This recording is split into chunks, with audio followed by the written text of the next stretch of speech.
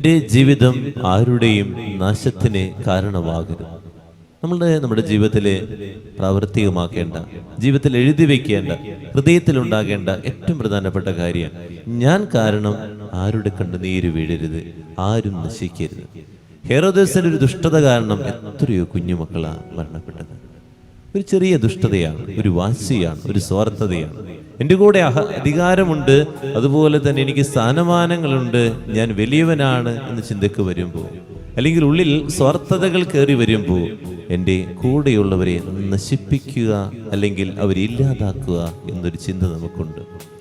ആരുടെയും കണ്ണുനീര് വീണിട്ട് ആ കണ്ണുനീരിൽ സന്തോഷിക്കുന്നൊരു സ്വഭാവമുണ്ടെങ്കിൽ നീ യഥാർത്ഥ മനുഷ്യനല്ല.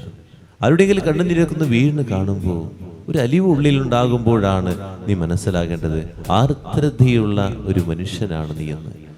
കരയാൻ നമുക്ക് പറ്റുന്നില്ലെങ്കിൽ ഓർക്കുക, എവിടെയോ എൻ്റെ ഒരു പച്ചപ്പ് നഷ്ടപ്പെട്ടു പോയിട്ടുണ്ടെന്ന്. എവിടെയൊക്കെ എൻ്റെ ഒരു പച്ചപ്പ് നഷ്ടപ്പെട്ടു പോകും. ഏതെങ്കിലുമൊക്കെ ഒരു കുടുംബത്തിൽ ചെല്ലുമ്പോൾ, മരിച്ച വീട്ടിൽ ചെല്ലുമ്പോൾ, അല്ലെങ്കിൽ മറ്റുള്ളവൻ്റെ വേദന കാണുമ്പോൾ, മറ്റുള്ളവൻ്റെ കണ്ണുനീര് കാണുമ്പോൾ ഉള്ളിലൊരു തേങ്ങൽ, ഒരു തെന്നൽ നിനക്ക് വരുന്നില്ലെങ്കിൽ ഓർക്കുക, എവിടെയോ എൻ്റെ ആർദ്രത നഷ്ടപ്പെട്ടു പോയല്ലോ, മനുഷ്യത്വം നഷ്ടപ്പെട്ടു പോയല്ലോ എന്ന്.